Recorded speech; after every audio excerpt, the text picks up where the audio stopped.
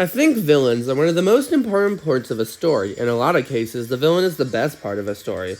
It's always sad when a show has so much potential for a villain, but they completely squander that potential by throwing it completely in the garbage. No show has made me more frustrated with its villains than The Ghost and Molly McGee.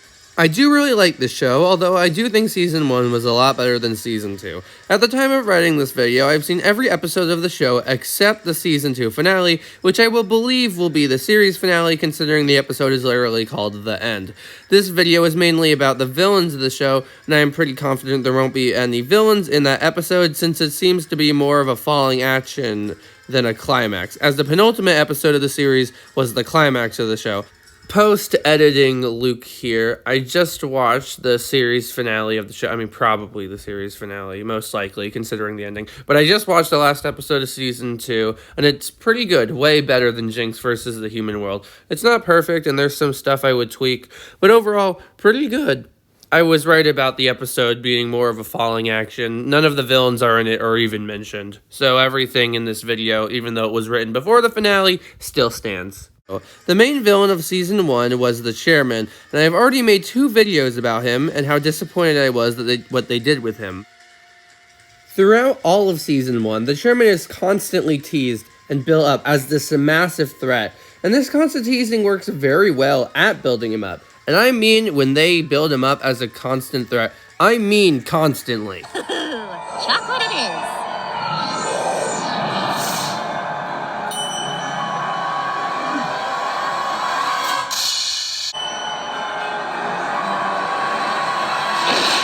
Don't you see, the more people who know about me, the less scary I am. And I'll just be some kind of friendly ghost. But I like friendly ghosts. Well, the Ghost Council doesn't. If I don't keep my scares up, they'll send me to the flow of veiled phantoms.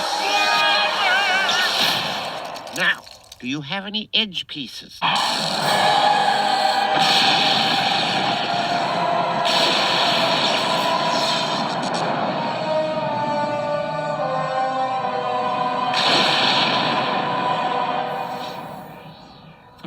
The chairman, I didn't know he was invited. Yeah, I think I left the wood stove on. And look at the time. I mean, it's time to go o'clock. For our very special ghost guest, the chairman! Joy agent? There's no joy agent. That's crazy. Probably a blip. Enough! The chairman is displeased. Who says ghosts have to be miserable anyway? He does. Okay, and he's very intimidating. The Chairman is the leader of the Ghost World and head of the Ghost Council. The other members of the Ghost Council basically just stop being villains after the Chairman's defeat, and I really have no idea if they ever had a relationship with the Chairman or not, or how they even rose to power in the first place. And if I might add, the other members of the Ghost Council just stopping being villains despite how evil they were in the first season really doesn't make that much sense. In the penultimate episode, they try to act like the Ghost Council had this massive arc in the second season, but they didn't. It's just kind of sad, honestly. We need Scratch back. I hate to admit it, but he was a better chairman than Jinx. Oh, yes. I liked how he'd sometimes order churros for the group. Yes, I enjoyed that too. He implemented summer Fridays all year round. And then eventually said, have the whole week. Just be chill. Scratch's cutie bit was exquisitely styled. There, I said it. Oh, you know I love that cutie bit. As much as he was irresponsible, I did grow fond of him. Yes. In the end, I suppose you could say we were friends. Like, when did this happen? When did they become friends? They didn't have an arc. They're just good now. It's so stupid. Like, what if the other members of the Ghost Council, what if, like, throughout Season 2, like, they were still villains, and then they slowly became better, and they had, like, character development and an arc? So then this moment would actually have weight to it when they called Scratch their friends. No, we don't get that. They're just good now. It's stupid. Anyway, back to the Chairman. Like I said, Season 1 builds up the Chairman as this massive threat. A lot. And I mean a lot. Everything comes to a head in the season 1 finale where Scratch is put on trial for being friends with a human. To make a long story short, Molly becomes the ghost and just fucking kills the chairman. Despite the fact he's a ghost, which means he's already dead, so I don't know how that works. The chairman was built up as this massive threat throughout the entirety of season 1. He's literally the ruler of the entire afterlife, but he literally does nothing the entire season. All he does is just sit there. Menacingly! If he was going to return in the second season, this would be fine. Having a villain take a back seat in the first season and constantly teasing them or building them up as a threat can work very well. And if the chairman had returned in the second season, it would have worked very well. But the problem is, they kill the chairman off before he even does anything, so he's just a massive waste of potential. Why did they build him up so much if they weren't going to do anything with him?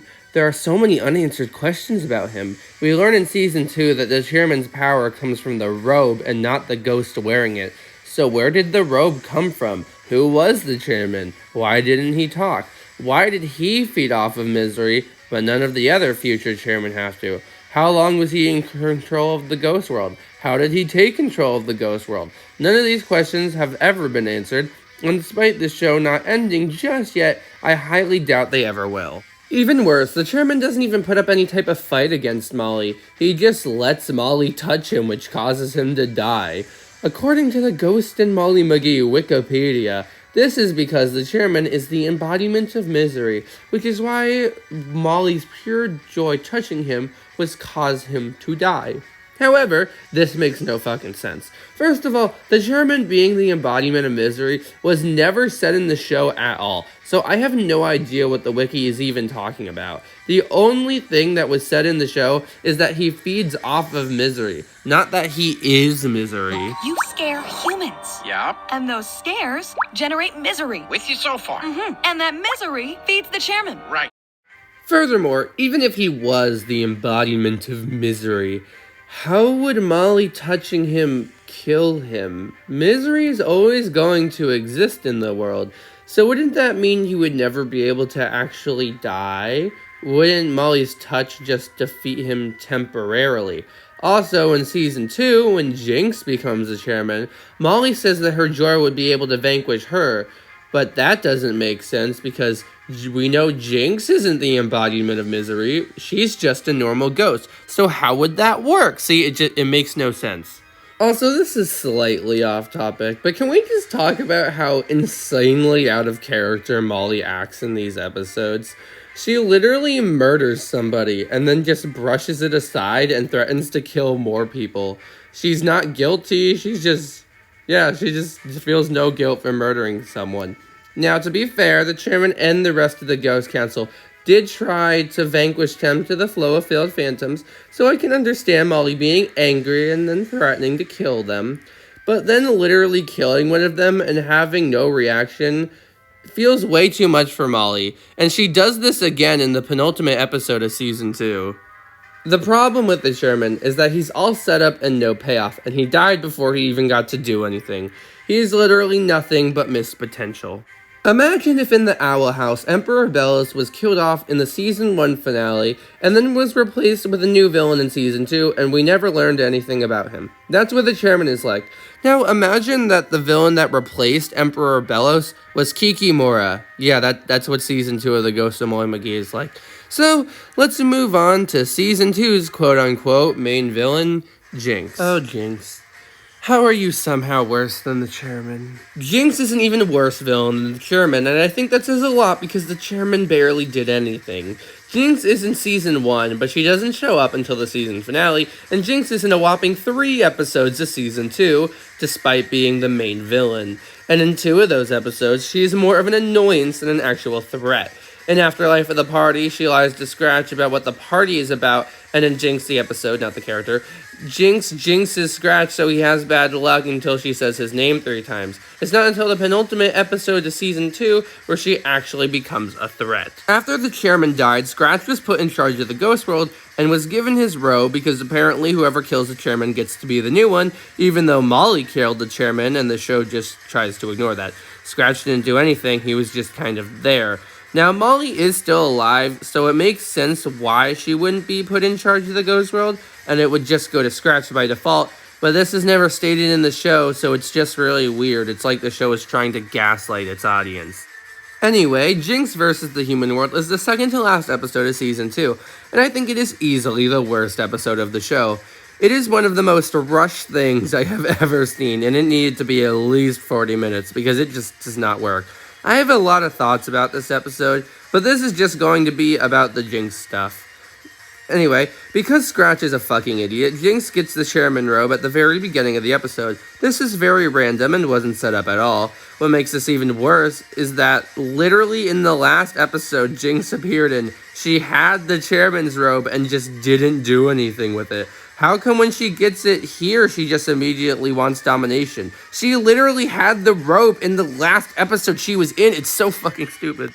Anyway, Jinx wants the ghost world to be miserable, and I want to talk about something that is very inconsistent throughout the entirety of the show. It cannot make up its mind about whether the ghost world is miserable or not. In season 1, it's really not that miserable because there's like clubs and like food and stuff. Like, why is it miserable? There's stuff to do there. There's like literally the ghost council in the first episode goes to a club. It's not miserable.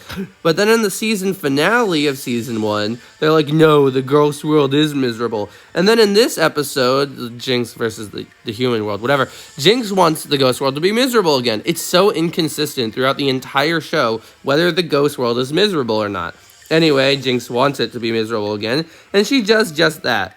But like in season 1, the chairman didn't really give a shit about what the ghosts did in their free time, as long as they scared well, but whatever. Jinx is a massive fan of the old chairman, which is ironic because she shares a lot of the same problems with him. Once again, there are so many unanswered questions. Why is Jinx such a fan of the old chairman? No one else seems to be. What was she like as a human? In fact, Jinx's only character trait is that she's evil, I guess, and she likes the chairman for some unknown reason.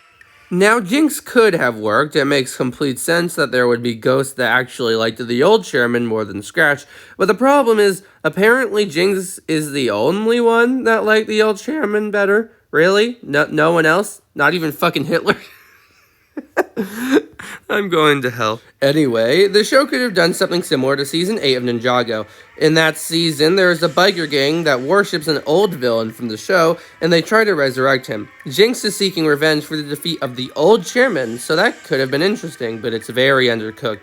Even if the show did do this well, it still wouldn't be very well put together because they didn't do anything with the chairman in the first place, so it would have been weird that they killed him off just to immediately have a new villain do nothing but fanboy over him.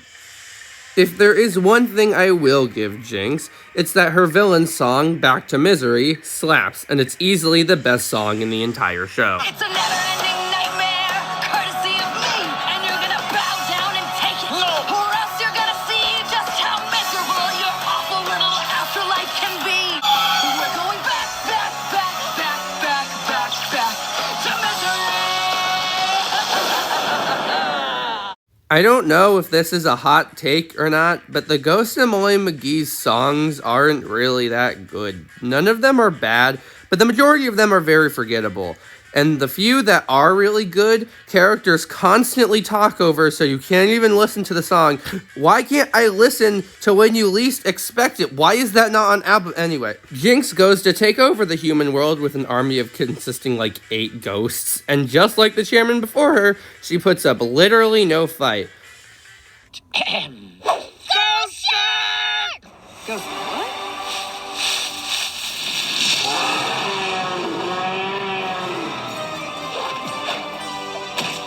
That is the most embarrassing villain defeat I think I've ever seen. Look at some of the cool shit the chairman robe is capable of. Think about the cool fight scene we could have had. But no, instead we get Jinx getting tackled by a guy for like 20 seconds, and then she is captured in a ghost containment thing.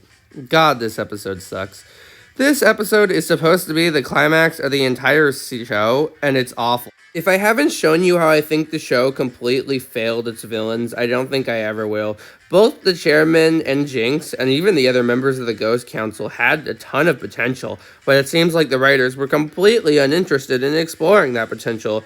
and all that's left of them are a ton of unanswered questions, and those questions will never be answered. Also, something I just thought I would mention is that it's arguable that Jinx is way more of a villain than the old chairman ever was. She tries to take over the human world, which is something the old chairman never did. In fact, Chairman locked away the Frightmares and Lord Doom in the flow of failed phantoms because they were super dangerous, even though allowing them to roam free would have caused a bunch of misery. That's kind of interesting, honestly. I have been your Ghost with the Most and your fabulous host, and thank you for watching.